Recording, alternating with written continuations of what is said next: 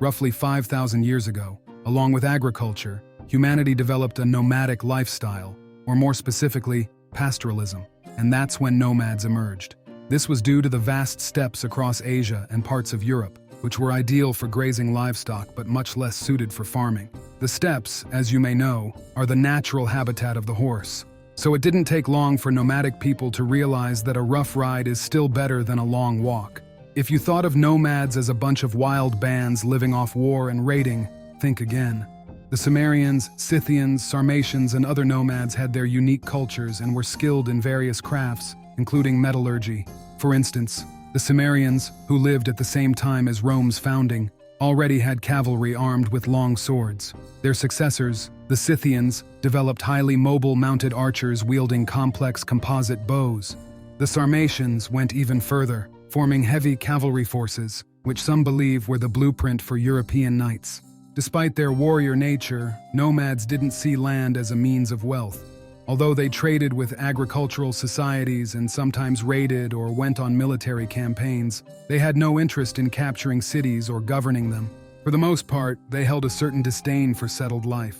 Now and then, a particular nomadic group would rise in power, subjugating other tribes and peoples. With so much strength at their disposal, waves of nomads would occasionally sweep across Asia and Europe. This pattern annoyed the Chinese so much that they built the Great Wall.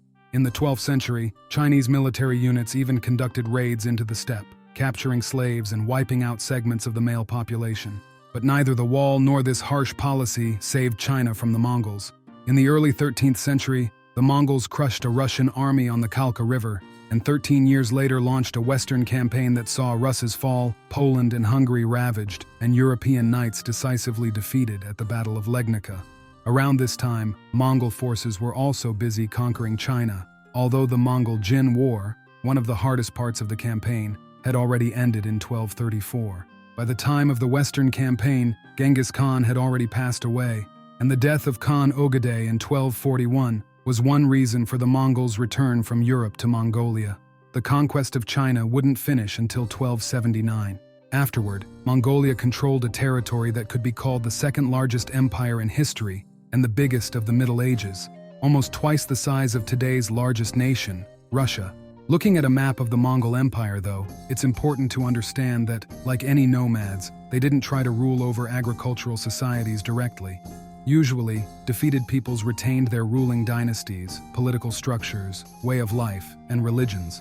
The dependence on the Mongols meant annual tribute payments, which, following Genghis Khan's decrees, weren't supposed to exceed 10%. The Orthodox Church, by the way, was exempt from tribute.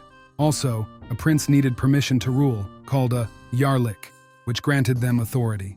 But the process of conquest itself was often brutal, involving the destruction of cities and towns. The Mongols' success was initially attributed to sheer numbers. However, if in the 19th and early 20th centuries people spoke of hundreds of thousands of Mongols, with more records and archaeological findings, the numbers have shrunk. Based on sources from Vostokov to Munkuev, the total Mongol army was around 139,000. Estimates vary widely, but most agree it was between 90,000 and 160,000. Likely, only half of this number took part in the Western campaign. In the invasions of Rus, Poland, and Hungary, roughly 3 or 4 tumans, or about 30 to 40,000 soldiers took part, possibly a little more or less. We may never know the exact numbers, but even these seemingly modest figures exceeded what Russes could muster. In the Battle of Legnica in western Poland, Mongol tumans faced a combined European army that may have even been 10,000 stronger and included the Templar and Teutonic Knights. The Europeans suffered a complete defeat. The Mongols then moved to Hungary, where they again defeated a larger force on the Sajo River. While we could discuss Mongol victories at length, it's worth noting that most of these victories occurred not in Europe, but in China, where by the turn of the 12th to 13th centuries, there were around 100 million people, comparable to the total population of Europe. At that time, Russes had an estimated population of around 5 to 8 million, while the Mongols themselves had about 1 million. Due to their lifestyle, however, nomads always had a higher mobilization rate than agricultural societies. They also had plenty of horses. Each Mongol warrior had 3 to 5 horses. Unlike European knights whose war horses cost the equivalent of 150 cows, a mounted archer didn't need a trained, armored war horse. In this era, Infantry had little chance against cavalry, especially nomadic cavalry. Overall, the Mongols' victories often had more behind them than simple numerical superiority. So, what was the secret to their success?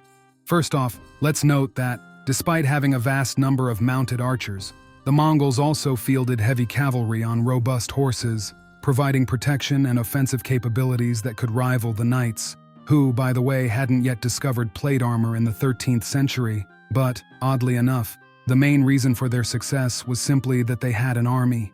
Mongol forces were arranged on a decimal system from units of 10 up to tumens, similar to Roman legions.